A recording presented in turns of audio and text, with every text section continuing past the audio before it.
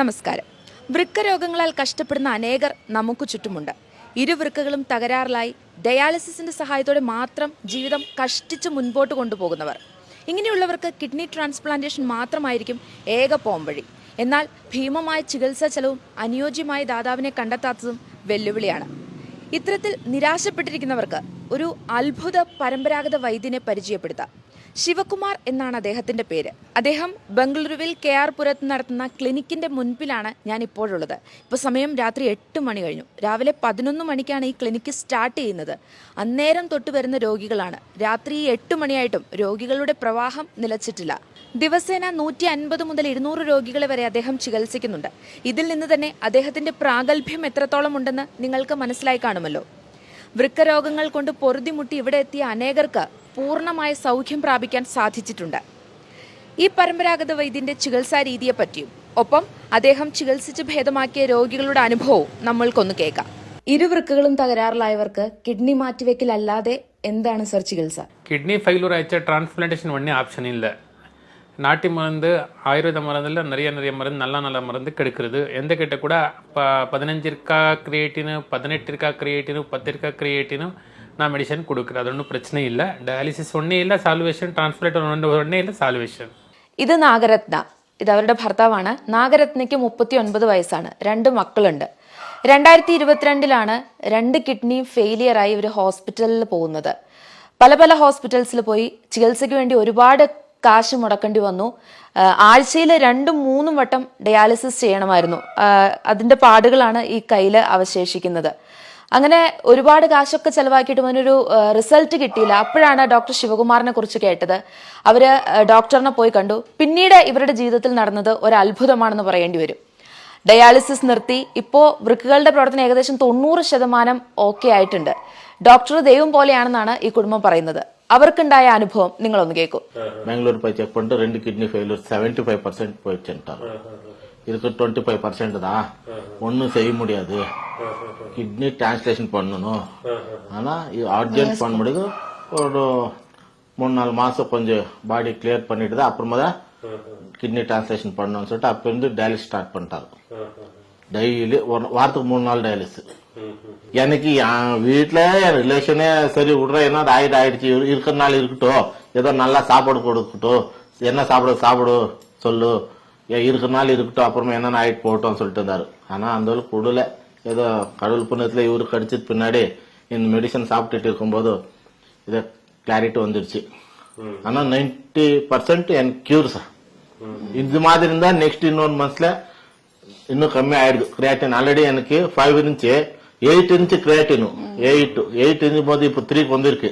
இப்ப வீட்டுல எல்லா வேலை செய்யும், கடையில வேலை செய்யுது, எல்லா வீட்டு வேலை செஞ்சுக்குது, ஆக்டிவா இருக்கும். அந்த வீக் ஒண்ணுமே இல்லை, இப்ப நார்மலா இருக்கு. நமக்கு 2 மாசத்துல 3வது மாசத்துல டயாலிசிஸ் ஸ்டாப். ஆமா, ஸ்டாப் ஆயிடுச்சு. டாக்டர் என்ன நம்ம ஹாஸ்பிட்டல்ல இது ஒரு மிராக்கிள்னு சொல்லிட்டாரு. எனக்கு என்ன பண்ணிட்டு இருக்கான்னு நான் எதுவுமே சொல்ல. அவர் சொல்லிருக்காரு, அவர் சொன்ன மாதிரி கரெக்டா நடந்துக்கணும். கரெக்டா அவர் சொன்ன மாதிரி நம்ம மெயின்டைன் பண்ணா எல்லாருக்குமே கியூர் ஆகும். டயாலிசிஸ் கண்டினியூ ஆனா பணம் நல்லா இருக்கணும். கொஞ்ச நாள் டயாலிசிஸ் பண்ணிட்டு இப்போ பணம் இல்லாக்கிறவங்க சீக்கிரம் சத்துறோம், பணம் இருக்கிறவனும் கொஞ்சம் மெதுவா சவரான சாகிறது கன்ஃபார்ம். அதுல இதுல வந்து பச்சாவாயிட்டுமா. டாக்டர் கடவுள் சார், டாக்டர் கடவுள். ரொம்ப நம்பி வாங்கலாம். நல்ல மருந்து, நல்ல ரிசல்ட், எல்லாருமே நம்பி வாங்கலாம். ஏன்னா அதுவும் நிறைய காசு வாங்குறது ஒண்ணு இல்ல.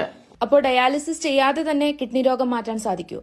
கண்டிப்பா கியூர் ஆகும். டயாலிசிஸ் தேவையே இல்லை. எந்த மெடிசன் சாப்பிட்டு டயாலிசிஸ் தேவையே இல்லை. സർ, ഈ ചികിത്സയുടെ ചെലവ് എത്രത്തോളാണ്? அது சார்ஜஸ் சொல்ல முடியாது. அது டிபெண்ட்ஸ் அப்பான் பேஷண்ட்டு.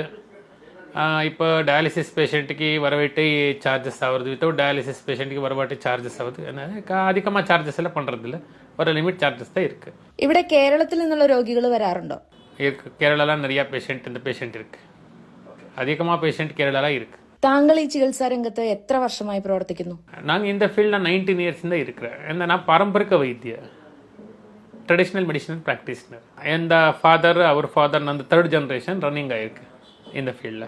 ഈ വൃക്കരോഗത്തിന്റെ ലക്ഷണങ്ങൾ എന്തൊക്കെയാണ്? அது ஐடென்டிஃபிகேஷன் யூரின்ல நிறைய போகிறது, ஃபார்ம் போகிறது. அதுதான் main symptom. Starting symptom UTI, urinary tract infection. யூரின்ல நிறைய வரும், ஸ்மெல் வரும். அதெல்லாம் ஐடென்டிஃபிகேஷன் பண்ணும். இது ஏன்னா யூரின் இன்ஃபெக்ஷன் இருக்குது, போய் டெஸ்ட் பண்ணும். ட்ரேஸ் வந்தால் தான் யூரினில் ப்ரோட்டீன் லாஸ் ஆகுது. அப்புறமா கிட்னி சுரங்கி போகிறது. ரெண்டும் கிட்னி சுரங்கி போச்சா கிரியேட்டின் அதிகமாக ஆகுறது, ஜிஎஃப்ஆர் லெவல் லோ ஆகுறது. அவரை அது கிட்னி ஃபெயிலியர், ஹாஸ்பிட்டலில் டயாலிசிஸ் பண்ணும், டிரான்ஸ்பிளான்டேஷன் பண்ணும். எந்த தெரப்பியில் டயாலிசிஸ் டிரான்ஸ்பிளான்டேஷனும் தேவையில்லை. മെയിൻ സിംറ്റം യൂറിനിൽ നിറയെ പോകുന്നത്. സർ, ഈ 100% പ്രവർത്തനരഹിതമായ കിഡ്നി നമുക്ക് ചികിത്സിച്ച് ഭേദമാക്കാൻ പറ്റുമോ? ആവരുത്, കണ്ടിപ്പാ ആയുർവേദമിൽ ആവരുത്, നാട്ടി മരുന്നിൽ ആവരുത്. താങ്കളുടെ ചികിത്സയുടെ കാലയളവ് എത്രയാണ്? അത് ഒരു പേഷ്യൻറ്റിക്ക് 3 മാസം ആവരുത്, ഒരു പേഷ്യൻറ്റിക്ക് 6 മാസം, ഒരു പേഷ്യൻറ്റിക്ക് 10 മാസം ആവരുത്. മിനിമം 1 ഇയറിൽ ഞാൻ ക്യൂർ പണി കൊടുക്കുന്നത്. വൃക്ക രോഗികളോട് താങ്കൾക്ക് നൽകാനുള്ള ഉപദേശം എന്താണ്? ഒന്നും അഡ്വൈസ് ഇല്ല. ഡയാലിസിസ് ഒന്നേ പെർമനന്റ് സൊല്യൂഷൻ ഇല്ല, டிரான்ஸ்பிளான்டேஷன் ஒன்னே பர்மனெண்ட் சொல்யூஷன் இல்லை. ஆயுர்வேதமில் நிறைய மெடிசன் இருக்குது. எந்த கட்டு கூட நல்ல மெடிசன் கிடைக்கிறது. ஆரம்ப வாங்க, நம்பிக்கையிட்டு வாங்கணும். டென்ஷன் எடுத்துக்க கூடாது. கிரியேட்டின் அதிகமாகிடுச்சு, கிட்னி போயிடுச்சு, லைஃபே போயிடுச்சு, அதெல்லாம் ஒன்றும் இல்லை. டென்ஷன் எடுத்தால் வியாதி அதிகமாக வருது, ஜாஸ்தி ஆகுது. டென்ஷன் ஃப்ரீயாக இருக்கணும், மெடிசன் சாப்பிடணும், ക്യൂർ பண்ணணும். കിഡ്നി സംബന്ധമായ അസുഖങ്ങൾക്ക് മാത്രമല്ല, ക്യാൻസർ, സന്ധിവേദന, ചർമ്മരോഗങ്ങൾ എന്നിവയ്ക്കും ഈ വൈദ്യന്റെ പക്കൽ പരിഹാരമുണ്ട്.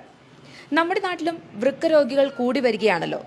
ഈ വീഡിയോ കണ്ടുകൊണ്ടിരിക്കുന്ന നിങ്ങളുടെ പരിചയത്തിൽ ആരെങ്കിലും കിഡ്നി ഫെയിലിയർ സംഭവിച്ചവരുണ്ടെങ്കിൽ അവർക്ക് ഈ വീഡിയോ ഒന്ന് ഷെയർ ചെയ്തു കൊടുക്കുക.